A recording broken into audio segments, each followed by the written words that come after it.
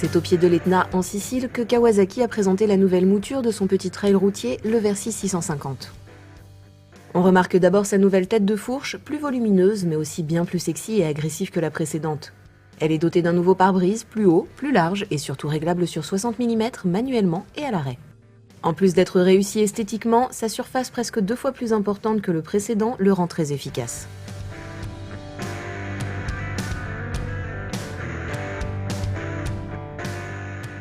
Elle est vraiment très amusante cette Versys 650.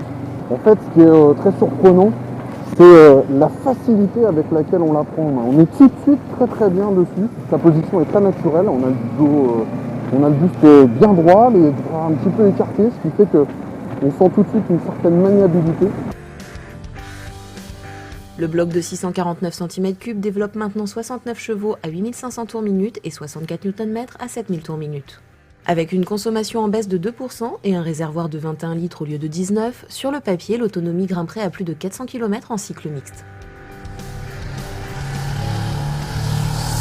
Ce moteur qui est hérité de l'ER6N, là il a été encore un petit peu amélioré, un petit peu plus de couple, un petit peu plus de puissance aussi. Alors c'est vrai qu'il n'est pas forcément très vigoureux dans les bas régimes, mais alors qu'est-ce qu'on peut aller le chercher loin dans les tours? Ça peut monter à 10 000 tours. Pour un 650, un bicylindre en plus, c'est vraiment pas mal quoi.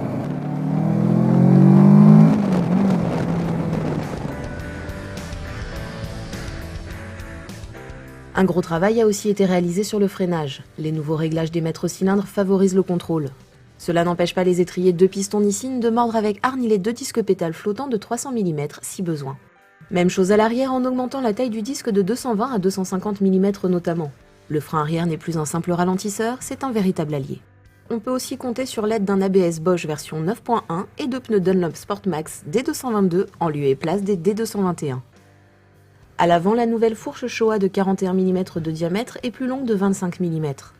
Elle est maintenant réglable en précharge et en détente. Le mono-amortisseur arrière est très facilement réglable en précharge grâce à une bien pratique molette déportée.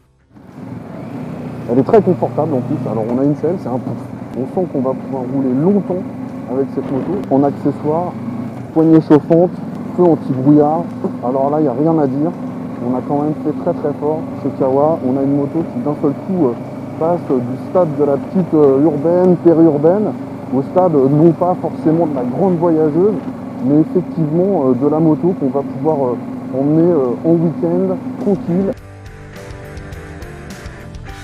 Pour les plus voyageurs, il est possible d'ajouter en option des valises latérales et un top case. L'ensemble est très bien conçu et surtout très bien intégré, les valises notamment. L'ensemble se fixe très facilement sur des platines prévues à cet effet, les 3 peuvent s'ouvrir avec la clé de contact. En tout, cela permet d'embarquer près de 100 litres de bagages ou 4 casques intégraux. Toujours en option, il est possible d'installer un indicateur de rapport engagé ainsi qu'une prise allume-cigare sur le tableau de bord qui propose toujours pas mal d'informations en plus de la vitesse et du contour. Difficile au regard du prix du nouveau Versys 650 de lui trouver des défauts. Il sera disponible mi-janvier 2015 à partir de 7 299 €, 7 699 € avec ABS, hors option. Des options qui peuvent finir par coûter cher. Kawasaki les rassemble dans un pack Grand Tourer à 1 800 €. Malgré tout, un Versys 650 ABS tout équipé sera tout de même vendu 9 499 €.